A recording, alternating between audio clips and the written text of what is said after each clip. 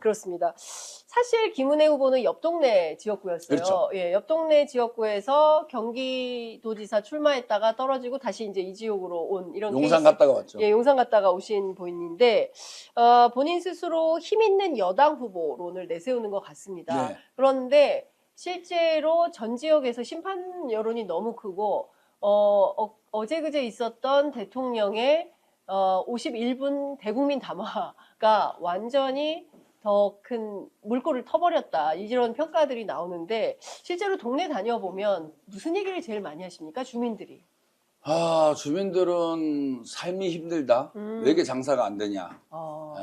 여기 나름 고소득인데. 그렇죠. 상대적으로 뭐 예. 고소득이라고 표현하기보다는 네. 중산층이 중산층. 가장 두터운 그런 지역이라고 볼 수는 있죠. 네네. 예. 그래서 분당에서 마저 뭐 먹고 살기 힘들다까지는 아니지만 네. 살기가 힘들다. 그리고 어떤 아주머니는 최근 3개월간 네. 과일 가게를 한 번도 안 갔다.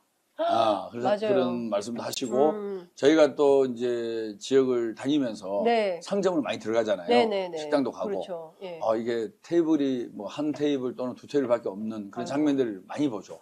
물론 잘 되는 집은 또 잘 돼요. 예, 예. 그래서 그런 걸 보면서 상당히 삶의 환경이 많이 팍팍해졌다. 네. 그리고 코로나나 IMF 때보다도 더 힘들다. 네. 이런 얘기를 하시는 분도 있고 그래서 전반적으로는 정치 얘기보다는 네. 자기 먹고 사는 얘기를 가장 많이 하고 있는 거로 하고 많이 예. 하고 있고요. 예. 두 번째는 이제 윤석열 대통령 정말 일 좀 잘하게끔 우리가 힘을 모아서 네. 이번에 본때를 보여주자.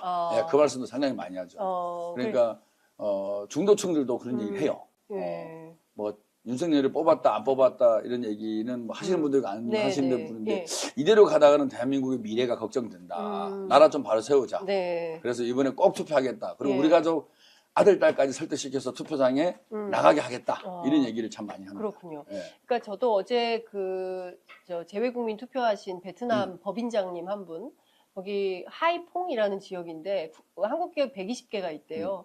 그런데 매우 어렵다는 거죠. 왜? 중국하고 외교를 잘못해가지고 베트남 시장까지 여파가 있다. 네. 정말 외교를 좀 잘해주시라 이런 얘기를 많이 하시더라고요. 그때 그 얘기했잖아요. 가치동맹 얘기하고. 맞아요. 근데 사실은 우리가 가장 교육 규모가 큰 나라가 중국하고 베트남이에요. 맞습니다. 중국하고 베트남이 우리랑 교육 규모가 가장 큰데 그리고 정치적으로는 사회주의고. 네. 그런데 대통령이 가치동맹 얘기하고 자유를 얘기하는 게 과연 우리나라의 경제 발전에 무슨 도움이 될까? 특히 수출을 위주로 경제가 돌아가는 대한민국 구조에서 네. 그래서 저도 베트남에 있는 친구들한테 그 얘기 드렸어요. 지금은 중국이 썩나 있지만 네. 베트남의 지식인들도 우리 한국을 좋게 보지는 않는다. 우리도 사회주의인데 그러네. 그런 얘기를 저도 예. 직접 들었어요. 예, 예. 어제 중앙선거방송 토론위원회가 주관한 그 후보 토론회가 있었다고 들었습니다. 예. 어땠어요? 토론회 분위기. 어제가 아니고 어제는 이제 네. 방송이 나온 거고요. 예. 엊그제 그러니까 이틀 전에 녹화를 했군요. 녹화를 해서 예. 어제 방송이 나간 거죠. 그거 물어보셨어요? 바이든 날리면? 당연히 안 물어볼 수 없죠. 뭐래요? 그러니까 바이든입니까? 날림입니까? 네. 계속 물어봤는데 네. 이렇게 멈칫멈칫거리고 네. 이렇게 눈동자가 조금 초점이 흐려졌다고 해야 되나? 옆으로 봐서 정확하게는 못 봤는데 네. 그러다가 다른 얘기를 막 하더라고요. 그러니까 답변을 잘 안 하고 못하더라. 못하는 거죠. 그렇군요. 그래서 제가 계속 물어봤죠. 날리면이냐 바이든이냐. 네. 계속 답변을 못해요. 그러면은 날리면으로 생각하고 있는 거 아니겠어요? 아직도. 그러니까. 예. 예. 저는 그게 공직자라 그러면 특히 네. 이제 국회의원 후보로 출마한 사람이라 그러면 예. 분명하게 자기 입장을 이제는 밝혀야 된다고 생각해요. 네. 다시 말해서 날리면인지 바이든인지 그래서 바이든을 날리면으로 잘못 들었으면 네. 사과를 해야 되고 그리고 국민들한테 양해를 구해야 되는 거 네, 아니겠어요? 네. 그리고 바이든이 맞다 그러면 소신껏 네. 난 지금부터 바이든이다. 바이든이다. 말을 하든지. 나는 용산에 있을 때의 나의 생각과 네. 지금 국회의원 후보로서의 저의 생각은 변함이 없습니다. 네. 김은혜는 한결같습니다. 떳떳하게 얘기해야 되죠. 네. 근데 둘 다 꼬리를 내리고 흐리고 있어요. 그렇군요. 그게 김은혜의 모습입니다. 그래서 네. 몇 번을 물었는데 네. 아직도 답을 못 들었어요. 못 듣고 있습니다. 예. 좀 답을 들어주세요. 저도 좀 여쭤보도록 하겠습니다. 그 네거티브 이슈가 상당히 많이 나오고 있는데요. 일단은 뭐 상가 쪼개기, 알박기 의혹, 그거는 진짜 말이 안 돼요. 공무집행 방해, 상해로 벌금 300만 원. 이거 뭡니까? 아니, 그 쪼개기는 뭐예요? 한 사람이 갖고 있던 걸 10명, 이게 쪼개기잖아요. 네. 그거는 세 사람이 공동 소유한 거고 한 평도 안 되는 거예요. 네. 한 평도 안 되는 건데 세 사람이 공동 소유해서 19년이 지난 지금도 공동 소유예요. 그게 네. 왜 상가 쪼개기고 알박이에요.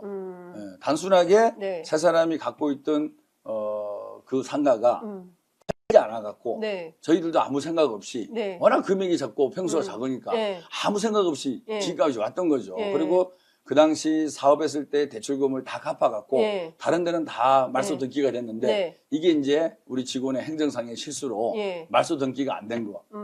단순한 해프닝 그 이하도 이상도 아니에요. 그러니까 3명이 공동 소유하고 있던 상가에 대출을 받아서 다 갚고 네. 다 말소 등기가 됐는데 이것은 금액도 적고 평수가 네. 적다 보니 네. 직원의 실수로 건지당 말소 등기를 하지 않은 것에 네. 불과한 해프닝인데 네. 이것이 마치 뭐 상가 쪼개기니 알박이니 언론에 이런 계속 이렇게 언론에 흘리고 예. 부풀리고 아마 이것을 경제나 사업을 아는 사람들은 아마 다들 제 말이 무슨 뜻인지 알 거예요. 근데 경제를 제대로 모르니까 네. 이 의혹으로 또 알아도 일부러 그런 거죠. 네. 그래서 저희가 담당 기자한테 이거를 설명을 했고 고발 조치를 했습니다. 그래서 정말 말도 안 되는 이런 기사를 쓰는 그래도 기자라 하면 팩트 체크를 하고 써야 되는 거 아니겠어요? 그렇죠. 예. 또 저한테 전화도 안 왔어요. 반론도 안 받았어요? 네? 반론? 전화가 안 왔는데 어떻게 반론을 받아요? 와, 그건 좀 그렇다. 그리고 예. 우리 보좌관한테도 크로스 전화가 체크해야죠. 한두 통 왔는데 네. 개인 재산이니까 내밖에 모르잖아요. 네. 그렇죠. 그리고 그날이 아까 말한 TV 방송, 생방송 녹화를 앞둔 저는 이제 방송에 가 있었고 그리고 어떻게 해볼 수가 없는 거죠. 그런데 녹화 중에 김은혜 후보가 또 그걸 툭 던진 거예요. 저 당황스럽죠. 황당하고. 네. 그게 답니다. 그렇군요. 네. 김은혜 후보 관련해서는 좀 어떤 부분을 좀 문제 삼고 계십니까? 예컨대 배우자 채무 신고 누락 의혹 이와 관련해서 고발도 하신 것 같아요, 선관위.